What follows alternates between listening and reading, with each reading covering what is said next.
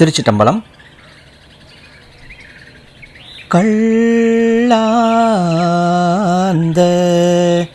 பூங்கொன்றை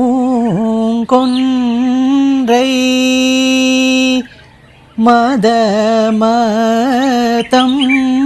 கதிர் மதியம்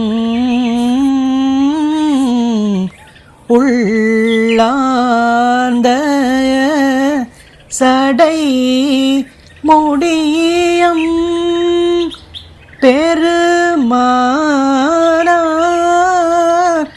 உறையும் இடம்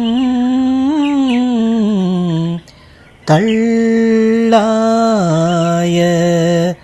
சம்பாதி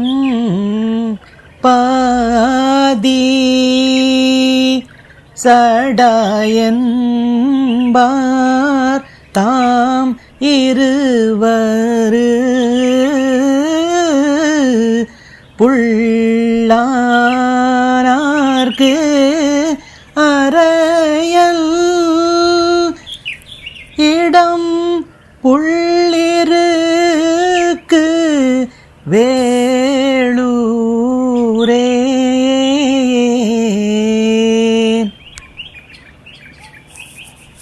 திருச்சிட்டம்பலம்.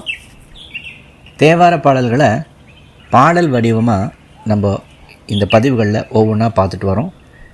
கடந்த பதிவுகளில் நின்ற திருத்தாண்டகம் அப்பர் பெருமானுடைய அற்புதமான அந்த பொது திருப்பதிகத்தை பாடல் வடிவில் நம்ம பார்த்தோம்.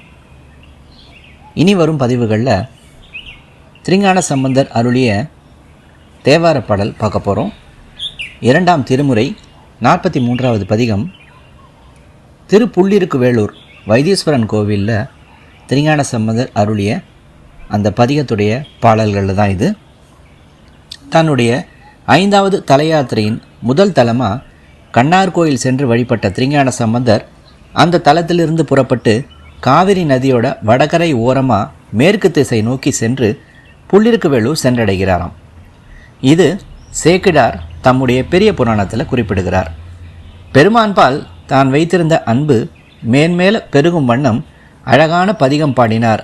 இப்படி சேக்கிழார் குறிப்பிடும் பாடலை தான் நம்ம இங்கே பார்க்குறோம். இந்த பதிகத்தனை பாடி சொல்மாலையா இறைவனுக்கு திருஞான சம்பந்தர் அணிவித்தார் அப்படின்னும் சேக்கிழார் குறிப்பிடுகிறார். இந்த பதிகத்துடைய அனைத்து பாடல்களையுமே திருஞான சம்பந்தர் சடாயுவினை குறிப்பிட்டு சடாயு செய்த வழிபாட்டினை குறிப்பிடுகிறார். முதல் பாடலில் சடாயு மற்றும் சம்பாதி ஆகிய இருவருடைய இறைவன் எப்படிப்பட்ட தன்மை உடையவன் அப்படிங்கிறத குறிப்பிட்டு, அதுபோலவே சடாயு மற்றும் சம்பாதி ஆகிய இருவரும் இறைவனை வழிபட்ட தன்மையையும், சடாயு என்ற சொல் சம்பாதியையும் குறிப்பிடும்படியாக பொருளை கொண்டு பறவைகள் இருவரும் இறைவனை போற்றி வழிபட்டமைய திருஞான சம்பந்தர் குறிப்பிடுகிறார்.